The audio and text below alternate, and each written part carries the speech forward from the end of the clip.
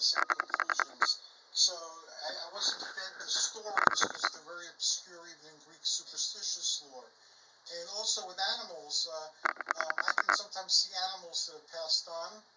And I remember once I was 11 or 12 and I was at a family gathering, and I saw my grandfather who had passed on, and he was there. So I said, "Oh, Papu is here." And people would say, "Oh, stop that, you're being ridiculous," and all this type of stuff.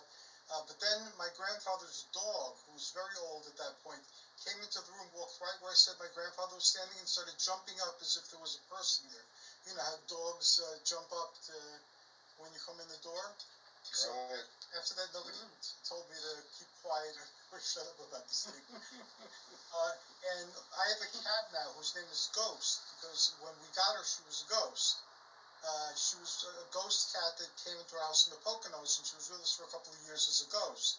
And people could see her, because they'd always ask us about the gray Siamese.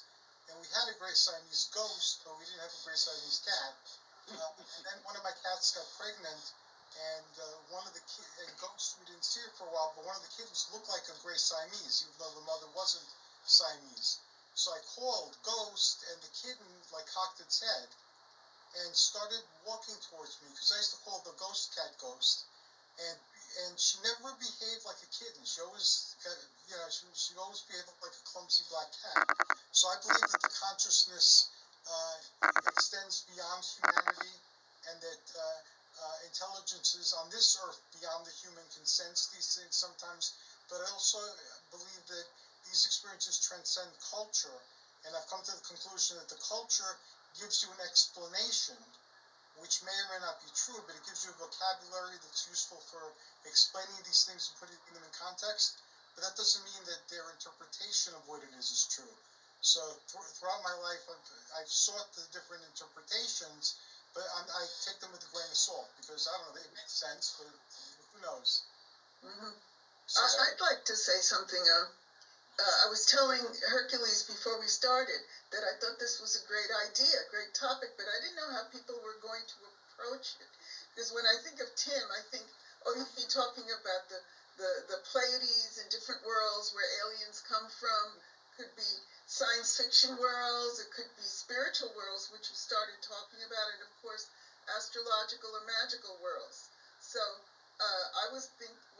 I had a very similar background to Hercules, where I sensed things and saw things. And one of the things I thought of, not exactly science, because we can look at this as science too.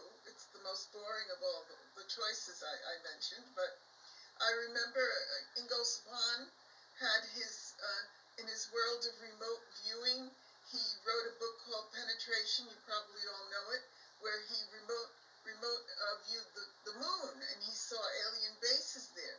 And I remember what I do is, for relaxation, I do meditation, and sometimes I enter my own fantasy worlds for fun. But then those real worlds seem to edge in sometimes. So I remember I had something similar where I found myself in a cave with a tunnel and an entryway, and I wasn't looking to go there. I just ended up there, and there was this strange creature looking back at me, and I made a beeline away from that because it felt really creepy. But you know, when you let your mind go, or you do some kind of meditation that is practiced and structured, you can go to different worlds, and you can actually focus your mind to go where you want to go as well. Or you can let yourself go wherever, as I did, and who knows where you end up. Just thought I wanted to say that. No, that's a great thing, and there are places, I know in Dream, because I've worked on and off of dreams for all my life, there are places you can revisit in Dream, and time passes differently, but I remember there was, I'd wake up in a train in the dream, and somebody just came. I'd wake up in a train and take it to the last stop, and when I was on the train, I realized that I was on a dream train, because it happened often enough. And then there'd be the train station, and then people would be out of the plane, so there'd be a hill, and then on the right side of the hill there'd be a library.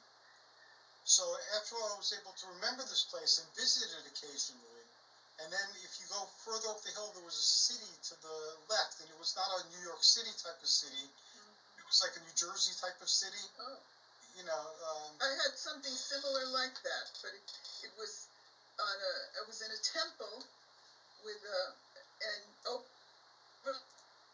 overlooking the sea, and then I'd take a road where I'd walk down that road, and I would find different buildings and mountains, just like you say, and I would go there all the time.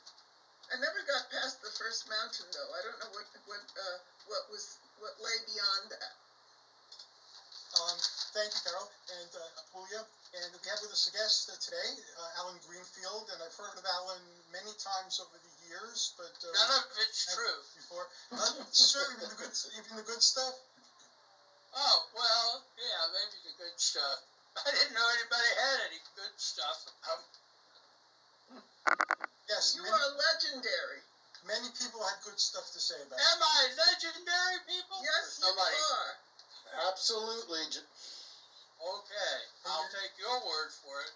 You're a group of legendary people, too. We started the show, I tried calling Olav. I don't know if Olav's going to be joining us as well tonight. He said he would, but then he said my book would be out on time. Olav. We know how that goes. We know how that is. Boss, so he can be on whenever he wants. Very good. We're talking about other worlds, and it is now Paul's turn to share with us some of his experiences and thoughts about other worlds. What are they? How can we get to them, and so forth. And then we're calling on you next. Usually we go to the guest second after Tim has spoken, but today we'll switch that around a little bit. You know, it's so interesting. First off, I want to say hi to Greenfield. How you doing? How you doing? Oh, I'm doing fine. At my age, if I'm breathing, I'm doing fine. I think I'm older than you. I'm 70. Oh, you're just a kid. Oh, there we go. But anyway, the first thing that pops in my mind is the Hmong people over in Asia. They were going through a terrible experience when they fall asleep. They start dreaming or having nightmares and die. And that was the sudden, unexplained nocturnal death syndrome. And that was the inspiration for Nightmare on Elm Street with Freddy Krueger. Really? Yes. And I will tell you about a certain psychic. I cannot identify her. She doesn't want to be identified. But this is very factual, and it's something that happened to her. And I was totally amazed. I went and interviewed her, and she had an astral projection experience where she went to Yurduk, Bosnia. She's never been there in her whole life. She's never read about it. She knows nothing about it. But in her state of mind, she astral projected out there. She remembers seeing a silver cord that was attached to her astral body to her living body. This happened in September 25, 2018. And she she went back in time. She went to this village in Yurduk, Bosnia, and she saw a Celtic group with their plate kits and their leather bags and stuff like that. Which, when she was telling me this, I thought it was kind of odd. I said, Celtic, okay, because you're talking about an Eastern European country. You're talking about Bosnia. Why would the Celtic people be there? And she saw them with... The Czechs or something. Yeah. And she saw them with wolfskin robes, and she saw these little wooden huts near water mills. Anyway, I wrote an article about this, and in her dream or astral projection, she was talking to the villagers and was asking, "Where am I?" And she was able to understand. They were talking whatever language they talk in Bosnia, and she was able to interpret what they were saying. And the villagers told her, "You're in Yurduk, Bosnia." So when I interviewed her, I wrote the whole story out. It was published in Costa Rica Times and published in some other areas. And it caught the attention of a Bosnia news reporter. And he thought the article was very fascinating and wanted to talk to her. And so he talked to her and he asked her three things. What were these certain things in Bosnia? And there was no article written on it. You can't find the information on the internet. The only way you would know is if you actually boots on the ground in Bosnia. She was able to relate those three things correctly. The news reporter was astonished. And he almost flew her from Sacramento, California to Bosnia to do an interview on TV. But something happened and the budget didn't work out, so she didn't go. But it seemed like everything from what the news reporter was saying, that everything was accurate. And he actually believes that she astral projected to Bosnia. But that's not the only, that's not, oh, I'm sorry, go ahead. I could believe that. Yeah.